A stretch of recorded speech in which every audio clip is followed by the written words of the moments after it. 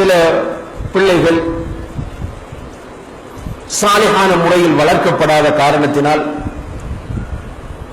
ஸ்கூல்ல படிக்கும் போது அல்லது யூனிவர்சிட்டியில் இருக்கும் போது அல்லது காலேஜுக்கு போய் வரும்போது யாராவது ஒரு அந்நிய ஆணை பார்த்து விரும்ப ஆரம்பிக்கிறார்கள். விரும்ப ஆரம்பித்து விட்டால் அவர்களுடைய அந்த ஜாஹிலியத்தான அஃபேர் தொடர்கிறது. கடைசியில் அவர்களுக்கு என்ன முடிவு வருகிறது என்றால், நம்ம 2 பேரும் சேரணும், சேர்றதுக்கு பெற்றோர் தடை என்றால் பெற்றோர் தூக்கி வீசுவோம் கல்லி வள்ளி. நிறைய பிள்ளைகள் இன்றைக்கு பெரிய பாப்பா பெரிய கௌரவமான ஒரு பிரஜையா இருப்பார், பெரிய குடும்பமாக இருக்கும், ஆனா பிள்ளை ஓடிடும். நம்முடைய சமுதாயத்தில், நம்முடைய ஊர்ல, நம்முடைய நாட்டில் நமக்கு தெரிந்த இடங்களில் நிறைய நடப்பதை பார்க்கிறோம். சில நேரங்கள்ல சில இடங்கள்ல பிள்ளைகள் பெரிய ஃபேமிலி, எந்த அளவுக்கு பெரிய ஃபேமிலி, 2-3 வெஹிக்கிள் இருக்கும், டிரைவர் இருப்பான். அந்த ஒரு டிரைவர் இந்த பிள்ளை ஸ்கூலுக்கு கூட்டி போகணும்னு அடிப்பான், அந்த டிரைவரோட பிள்ளை ஓடிச்சு. வீட்டு வேலைக்கு வர மேஷனோட பிள்ளை ஓடிச்சு.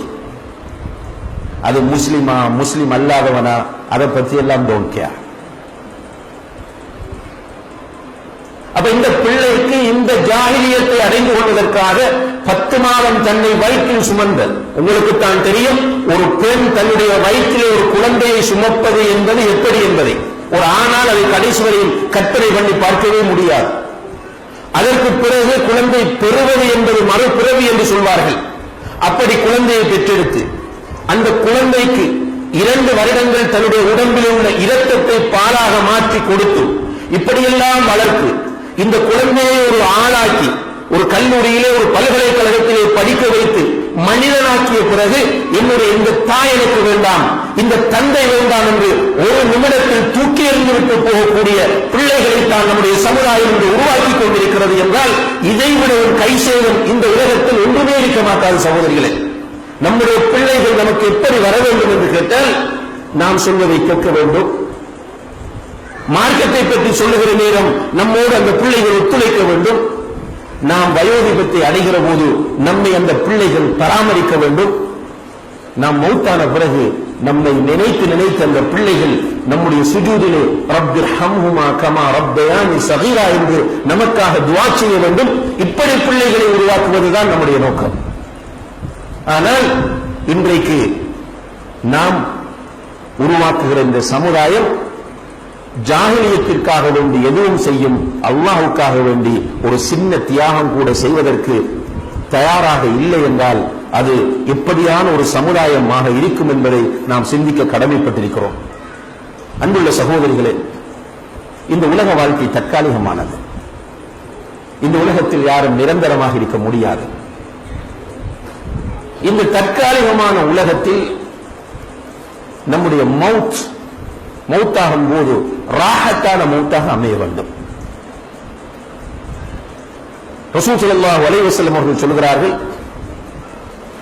ஒரு மனிதன் இந்த உலகத்தில் பாவியாக வாழ்ந்து விட்டால் அவனுக்கு எழுதப்பட்ட தவணை வரும்போது அவனுடைய உயிரை கைப்பற்றுவதற்காக வேண்டி பயங்கரமான தோற்றத்தை உடைய சில மலக்குகள் அவனுடைய கண்ணு கட்டிய தூரத்தில் வந்து உட்கார்ந்து கொள்வார்கள். ஒரு மனிதன் இந்த உலகத்தில் வாழும்போது நினைத்தபடி வாழ்கிறான். குர்ஆன் ஹதீஸ் கிடையாது, மார்க்கம் கிடையாது, எதுவும் கிடையாது, அவனுக்கு எல்லாம் இந்த துனியாதான். அப்படியாக வாழ்ந்த மனிதனுடைய டைம் வரும்போது உயிரை கைப்பற்றுவதற்காக வேண்டி பொறுப்பாக்கப்பட்ட அந்த மலக்குகளுடைய டீம்ல இருந்து பயங்கரமான தோற்றத்தையுடைய சில மலக்குகள் அவனுடைய கண்ணு கட்டிய தூரத்தில் வந்து உட்கார்ந்து கொள்வார்கள். அப்படி இருக்கும்போது மலக்குல் மௌத் அலைஹிஸ்ஸலாம் அவர்கள் நரகத்தில் இருந்து ஒரு கஃனை எடுத்து கொண்டு வந்து அவருடைய தலைமாட்டிலே உட்காருவார்கள். இந்த மனிதனை பார்த்து சொல்லுவார்கள், யா ரூஹல் ஹபீஸா உஹ்ருஜி இலா சஹத்தின் மின் அல்லாஹி வ அஸாப். கெட்ட ஆத்மாவே, அல்லாஹ்வுடைய கோபத்தின்பாலும் அவருடைய தண்டனையின்பாலும் வெளியே வா என்று அழைப்பார்கள். கெட்ட ஆத்மாவே, அல்லாஹ்வுடைய கோபத்தின்பாலும் அவருடைய தண்டனையின்பாலும் வெளியே வா என்று அழைப்பார்கள். நம்ம யாரும் பார்த்ததில்லை, அப்படி ஒரு சூழ்நிலை அல்லாஹ் ஏற்படுத்துவதும் இல்லை. அந்த நிலை வரும்போது அவருக்கு புரியும். அப்படி அழைக்கும் போது இந்த உலகம், இந்த உலகத்தில் உள்ள இன்பங்கள் தான் எல்லாம் என்று நினைத்து வாழ்ந்த மனிதன் இருக்கிறானே, அப்போது படிப்பினை வருவான். மலக்குகள் டீம் ஒன்று உட்கார்ந்து இருக்கிறாங்க, பார்க்கறதுக்கு பயமா இருக்கு. தலைமாட்டில் மலக்குல் மௌத் அலைஹிஸ்ஸலாம் வந்து என்ன சொல்றார்? கெட்ட ஆத்மாவை அல்லாஹ்வுடைய கோபத்தின்பாலும் அவருடைய தண்டனையின்பாலும் வெளியே வா என்று அழைக்கிறார். இப்ப டென்ஷன் ஆகிறான், பயப்படுறான். உடனே என்ன சொல்றான் தெரியும்? அல்லாஹ் குர்ஆன்ல சொல்றான், சூரத்துல் மூமின், قال رب ارجعون, யா அல்லாஹ் இந்த மலக்குகளிடம் சொல்லு என்னை திருப்பி விடுமாறு. லஅல்லி அஅமலு ஸாலிஹன் ஃபீமா தரக்து, யா அல்லாஹ் முன்னர் இருந்தபடி நான் இருக்க மாட்டேன், உலகத்தில் நான் சாலிஹான மனிதனாக வாழ்ந்து காட்டுவேன். யா அல்லாஹ் என்னுடைய உயிரை கைப்பற்றாமல் விட்டுவிட்டு போகுமாறு சொல்லு என்று அல்லாஹ்விடத்திலே சத்தமிட்டு கத்துவான். அப்போது அல்லாஹ் சொல்லுவான், கல்லா இன்னஹா கலிமத்துன் ஹுவ காயிலுஹா, அப்படி அல்ல, இவனுடைய உயிரை திரும்ப விட்டமாக இருந்தால் அவன் பழையபடிதான் வாழுவான் என்று சொல்லி அவருடைய உயிரை கைப்பற்றுமாறு மலக்குகளிடத்தில் சொல்லுவான். அதே போன்று சூரத்துல் முனாஃபிகூனில் அல்லாஹ் சொல்கிறான், உயிரை கைப்பற்றுவதற்காக மலக்குல் மௌத் அலைஹிஸ்ஸலாம் அவர்கள் வந்து இப்படி அழைக்கும் போது அவன் சொல்லுவான், ரப்பி லவ்லா அஹர்தனி இலா அஜலின் கரீப், யா அல்லாஹ் கொஞ்ச நேரம் என்னை பிற்படுத்தி காத்து, இப்போ என்னுடைய உயிரை எடுக்க வேண்டாம் என்று சொல்லு, கொஞ்ச நேரம் என்னை விட சொல்லு.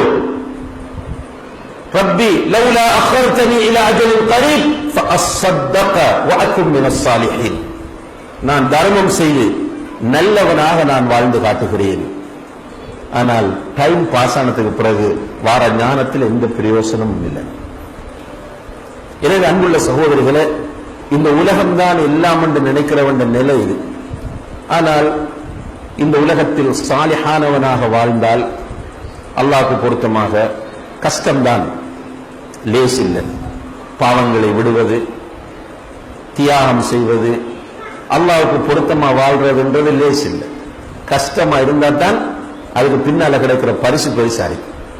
நமக்கு தரப்போற பரிசு சின்ன பரிசு இல்ல, சுவர்க்கம். சுவர்க்கம் என்பது சாதாரணமானதா? ஃபீஹா மா லா ஐனுன் ரஅத் வலா உதுனுன் சமிஅத் வலா خطر على قلب بشر, எந்த கண்ணுமே கண்டிருக்காத, எந்த காதுமே கேட்டிருக்காத, எந்த ஒரு உள்ளமுமே கற்பனை பண்ணி இருக்காத எல்லா இன்பங்களும் அந்த சுவர்க்கத்தில் இருக்கின்றன. கேட்பதெல்லாம் கிடைக்கும். என்ன குறை அந்த சுவர்க்கத்தில்? வீடுகள், சுவர்க்கத்தில் நமக்கு கட்டப்படக்கூடிய வீடுகளை பற்றி அல்லாஹ்வுடைய தூதர் சொல்கிறார்கள். எப்படி வீடுகள் என்றால், சில வீடு தனிய ஃபுல்லா தங்கம், ஃபுல் அண்ட் ஃபுல் தங்க வீடு, இதெல்லாம் நம்ப வேண்டும், ஈமானோடு சம்பந்தமானது. சில வீடுகள் ஃபுல் அண்ட் ஃபுல் வெள்ளி, சில வீடுகள் ஒரு கல்லு வெள்ளி ஒரு கல்லு தங்கம். அந்த வீட்டுக்கு பூசப்படுற கப்பராத பிளாஸ்டரிங் எப்படின்னு கேட்டால் கஸ்தூரி, கீழே போடுற டைல்ஸ் வந்து முத்து மரகலம்.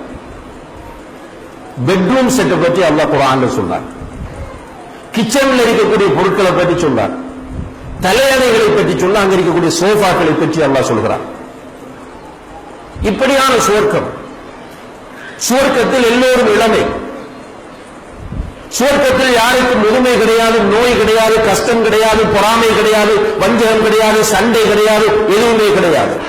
சந்தோஷமான வாழ்க்கை. அந்த சுவர்க்கத்திலே சந்தைகள் இருக்கும், ஆறுகள் இருக்கும், தோப்புகள் இருக்கும், பூங்காக்கள் இருக்கும், எல்லாம் இருக்கும். அந்த சுவர்க்கத்தில் எல்லா இன்பங்களும் கிடைத்த பிறகு அல்லாஹ் கேட்பான், உங்களுக்கு இன்பம் ஏதாவது வேண்டுமா? சுவர்க்கவாசி இவ்வளவு தங்கத்துக்கு பிறகு இன்னும் வேணுமான்னு கேட்ட என்ன வேணும் என்று நாங்க சொல்றது? விருந்தை கூப்பிட்டு எல்லாம் தாரேன், முழு வகையா மட்டனா, சிக்கனா, பீஃபா எல்லாம் இருக்கு. அங்க டெசர்ட் எடுத்துக்கிட்டா வட்டலப்பம், ஐஸ்கிரீம், அது இது எல்லாம் கொடுத்தாச்சு. இன்னும் ஏதாவது வேண்டுமான்னு கேட்டா என்ன சொல்லுவோம்? சுவர்க்கவாசிகள் சொல்வார்கள், யா அல்லாஹ் எல்லாம் கிடைத்து விட்டது, இதுக்கு மேலும் ஏதாவது வேண்டுமான்னு கேட்ட நாங்க என்ன சொல்ல என்று கேட்கும் போது அல்லாஹ் சொல்லுவான், இன்னலக்கும் மௌஇதன் உரீது அன் உன்ஜிஸகுமு, உங்களுக்கு நான் அளித்த ஒரு வாக்குறுதி இருக்கிற, அந்த வாக்குறுதியை நான் நிறைவேற்ற விரும்புகிறேன் என்று சொல்லுவான். சொல்லி முடிய சுவர்க்கவாசிகளுக்கும் அல்லாஹுக்கும் இடையில் உள்ள திரை நீக்கப்படும். அல்லாஹ் அக்பர். திரை நீக்கப்பட்ட சுவர்க்கவாசிகள் அவர்களுடைய இரண்டு கண்களாலும் அல்லாஹ்வை நேரடியாக பார்ப்பார்கள். அல்லாஹ் அந்த பாக்கியத்தை நம் எல்லோருக்கும் தர வேண்டும். ரசூலுல்லாஹி சொல்றாங்க, சுவர்க்கத்தில் ஆண்களுக்கு ஹூருன்னீன், தங்க வீடு, வெள்ளி வீடு, தங்கமும் வெள்ளி எல்லாம் கிடைத்தாலும் அல்லாஹை பார்க்கிற அந்த பாக்கியத்தில் கிடைக்கிற இன்பம் இருக்கிறது, அதை போல இன்பம் சுவர்க்கத்தில் வேறு ஒன்றும் இருக்காது. இப்படியான சுவர்க்கத்தை லேசா அடைய முடியாது, கஷ்டம். ரசூலுல்லாஹி ஸல்லல்லாஹு அலைஹி வஸல்லம் சொன்னார்கள், ஹுஃபத்தில் ஜன்னத்து பில் மக்காரி, சுவர்க்கம் மனசுக்கு கஷ்டமான விஷயங்களால தான் சூழப்பட்டிருக்கு. ஆனா விடும். உங்களுக்கு தெரியும், சஹாபிய பெண்கள் அல்லது சஹாபிய ஆண்கள் மக்காவுடைய காலத்தில், ஜாஹிலிய காலத்தில் எப்படி இருந்தவர்கள்? விபச்சாரம் சிம்பிள் பழக்கம், மதுபானத்துக்கு அடிக்ஷன், எல்லாம் ஒரு மோசமான சூழல் இருந்தவங்க எல்லாத்தையும் தியாகம் செய்தார்கள். அவர்கள் தியாகம் செய்வதற்கு காரணம் அவர்களுடைய உள்ளங்களில் இருந்த சுவர்க்கத்தின் மீது உள்ள ஆசை. ஒரு பெண் ஒரு ஆணை காதலித்து விட்டு அவனுக்காக வேண்டி இந்த உலகத்தில் உள்ள எல்லாவற்றையும் தியாகம் செய்ய முடியும் என்றால், ஒரு மூமினான பெண், ஒரு மூமினான ஆண் சுவர்க்கத்தை நேசித்து அல்லாஹ்வை காதலித்து விட்டு ஏன் இந்த உலகத்தில் உள்ள அனைத்தையும் தியாகம் செய்ய முடியாது? நிச்சயமாக முடியும். என்ன தேவை என்றால், சுவர்க்கம் உண்மை என்று நம்ப வேண்டும், அல்லாஹ் உண்மை என்று நம்ப வேண்டும், அந்த அல்லாஹ்வை பார்க்க வேண்டும் என்கிற ஆசை நம்முடைய ஆழ் மனங்களிலே வர வேண்டும். வந்தால் இந்த உலகத்தில் எதையும் விடுவது, எதையும் நாம் தியாகம் செய்வது என்பது சிம்பிள். சஹாபிய பெண்கள், சஹாபிய ஆண்கள் அதற்கு மிகப்பெரிய எடுத்துக்காட்டு. எல்லாவற்றையும் தியாகம் செய்தார்கள், ஒன்று இரண்டல்ல. அவர்கள் செய்த தியாகங்களை படிக்கும் போது நம்முடைய உரோமங்கள் எல்லாம் எழுந்து நிற்கின்றன, நம்முடைய உள்ளங்கள் எல்லாம் ஈரமாகின்றன. அவர்களுடைய வரலாற்றை பேசுகிற போதும் கேட்கிற போதும் நம்முடைய கண்கள் எல்லாம் கண்ணீர் சிந்துகின்றன. அவர்களால் அப்படி முடிந்தது என்றால் அதற்கு காரணம் அவர்களுடைய உள்ளங்களில் இருந்த அந்த ஈமான் தான் சகோதரிகளே. எனவே நம்முடைய உள்ளங்களிலும் அந்த ஈமானை நாம் வரவழைத்துக் கொண்டால் சாலிஹான பெண்களாக நாம் மாறலாம். அப்படி இல்லாம, நான் ஏற்கனவே சொன்ன மாதிரி வாரால் பேசுறது, நம்ம வளமைய பழக்கத்தில் வந்து கேட்கிற மாதிரி கேட்டுட்டு போறது, இப்படி இருப்போம்டா நம்முடைய ஸ்டைல் அப்படி இருக்கும். பயானையும் கேட்டுக்கிற செய்யறெல்லாம் செய்யறது, பின்னைக்கு அப்படித்தானே பார்க்கிறோம். சஹாபாக்கள் எப்படி இருந்தார்கள் என்றால், இதா தஅல்லமு 10 ஆயாத், குர்ஆனில் இருந்து ஒரு 10 வசனங்களை படித்தால் அந்த 10ஐயும் பிராக்டிஸ் பண்ணாம நடைமுறைப்படுத்தாம அடுத்த 10க்கு போக மாட்டாங்க.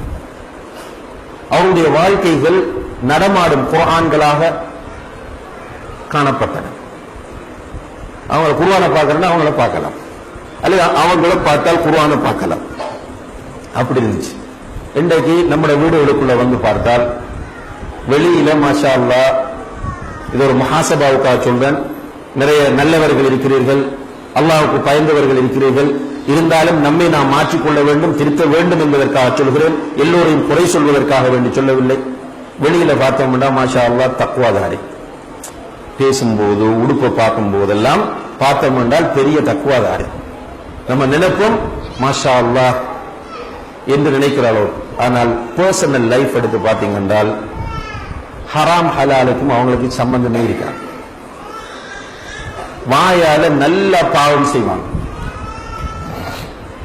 தொழுகையாளி, குர்ஆன் ஓதுவாங்க, தஹஜ்ஜத்துக்கும் எழும்புவாங்க, அதுல குறை இல்லை அல்ஹம்துலில்லாஹ். ஆனா பேசினா போய் புறம் பேசுறா அதுல ஒரு இன்ட்ரெஸ்ட், அவதூறு சொல்றதுல அவங்களை அடிக்க ஆள் இல்லை, ஊர் பலாயில தேடி தேடி ஊருக்குள்ள கொண்டு போய் ஃபித்னாக்களை உருவாக்குறது, இப்படி ஒரு டைப். இன்னும் ஒரு டைப்பை பாத்தீங்கன்னா எப்ப பார்த்தாலும் பக்கத்து வீட்டுக்காராக்களோட சண்டை தான். எல்லாம் யாருன்னு பார்த்தா பேனுக்கு போவாங்க, 5 வக்து தொழுவாங்க, தேவண்ட ஜும்மாக்கும் பள்ளிக்கு வருவாங்க. ஆனா இனபந்துக்களோடு உறவு கிடையாது. ஸல்லல்லாஹு அலைஹி வஸல்லம் சொல்கிறார்கள், லா யதுகுலுல் ஜன்னத காத்திஉ ரஹீம், இனபந்துக்களை துண்டிக்கிறவன் சொர்க்கம் செல்ல மாட்டான்னு சொன்னாங்க. ஆனா இவங்களுக்கு இனபந்துக்களை துண்டிக்கிறன்னா அதுல ஒரு சந்தோஷம். அதே டைம்ல அவங்களோட கொடுக்கல் வாங்கல பார்த்தால் நகை இருக்கும், வீட்டு ஒரு கஷ்டம் வரும், வித்து போட்டு பிரச்சனையை தீர்ப்போம் என்று முடிவுக்கு வர மாட்டாங்க. அவங்களுக்கு அந்த டைம்ல என்ன வரும் என்றால் நம்முடைய நகை போயிடப்படாது, நகையை பாதுகாக்க வேண்டும், என்ன வழி? வீடு வைக்கிறது, அடகு வைக்கிறது, சிம்பிளா செய்யறாங்க இன்றைக்கு.